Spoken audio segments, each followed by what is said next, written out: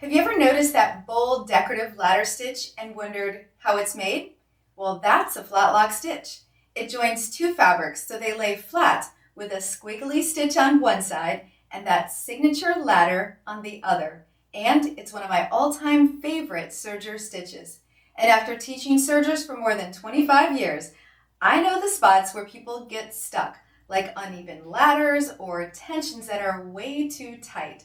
So today, I'll walk you through setting it up on a basic manual threading serger, and we'll tackle some troubleshooting along the way so you can get beautiful results every time.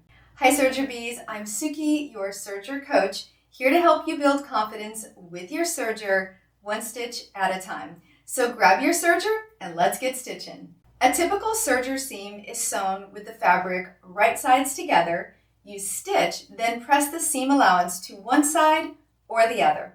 A flatlock seam works a little differently. You still stitch the layers together, but instead of pressing the seam, you'll pull it open so the fabric edge slides under the other and the seam lays completely flat. This not only reduces bulk, but it also creates a decorative effect. If you want the ladder stitch to show on the right side of your project, place the fabrics right sides together before stitching. If you want the squiggly stitch on the right side, place the fabric pieces wrong sides together. Here's the trick to remember. Your needle thread makes the ladder stitch, and your looper thread makes the squiggly line. Now, if you really want the ladder stitch to stand out, use a thicker decorative thread in the needle, like a 12-weight cotton, and pair it with a larger size needle, like a 90-14, so the thread glides more easily. Your exact needle choice will depend on your fabric and your serger, but I always start with an ELX 705 overlock needle. These are made for sergers and have two grooves instead of the single groove you'll find on a regular sewing machine needle. Okay, now it's time to set up your serger. Even though there are lots of flatlock stitch options, today I'm showing you the 2-thread flatlock stitch wide with the left needle, and the good news is most sergers can do this stitch. For this demo, use standard serger thread in both the needle and the lower looper. But I am going to use it in two different colors so you can clearly see which thread makes the ladder and which one makes the squiggly line. Your tensions, stitch length, stitch width, and differential feed will all change with different fabrics and threads. But start by testing on basic cotton with standard thread to confirm that your serger is stitching correctly. Then always test again with the actual fabric and threads you'll use in your project. And keep your serger manual close by. It's always going to be the best guide for accurate threading. Let's start by setting up the upper looper converter, sometimes called the subsidiary looper. This handy tool allows you to sew with just one looper by guiding the lower looper thread up to the needle to form the stitch. On some sergers, it's built right in, while on others, it's a separate piece you'll have to install. Next, you'll only need the left needle. Now, I get asked all the time if you can just leave the other needle in when it's not being used. And yes, you can technically leave it in, but I don't recommend it. Even without thread, that needle still pokes into the fabric, which can leave holes, snag delicate materials, or quite honestly, it can affect how your stitches are being formed. So I always just take it out. It keeps things neat and your fabric safe.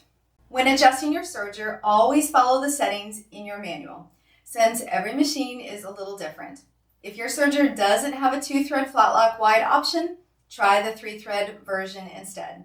As a starting point, the suggestion settings are needle tension 2, lower looper tension 4, width 6.5, length 2.5, and differential feed at 1. Now thread your serger, beginning with the lower looper. And take your time. If you need a refresher on how to thread a serger, I have an entire video on threading a basic machine. I'll include that link in the description below.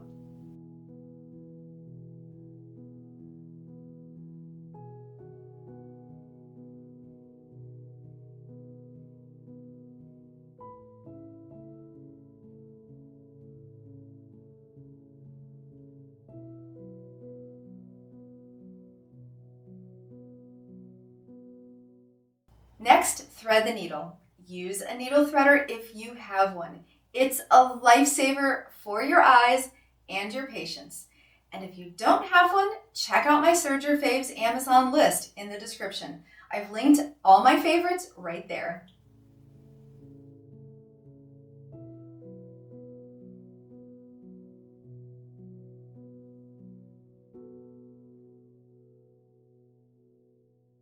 Once your serger is all threaded, it's time to test stitch.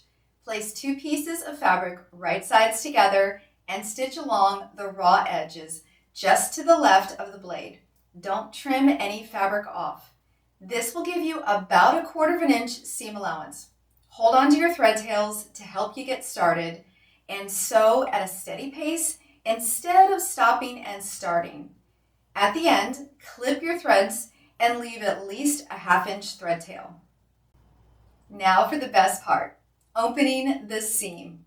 Instead of pressing it to one side, gently pull it open so the stitches flatten out. Start in the center and work toward each end, wiggling the seam open as you go. Be gentle, don't tug too hard so your stitches stay neat and even.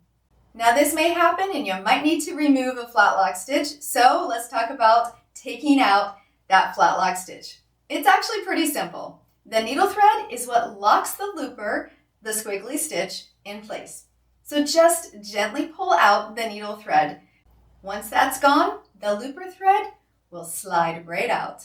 And now if you're ready to put your flatlock skills into action, check out my honeycomb serger hop pad. It's a fun, practical project to practice those ladder stitches, and it comes with a full video course packed with even more tips and tricks to build your flatlock stitch confidence. And until I see you next time, I hope you have a creative day. Bye-bye.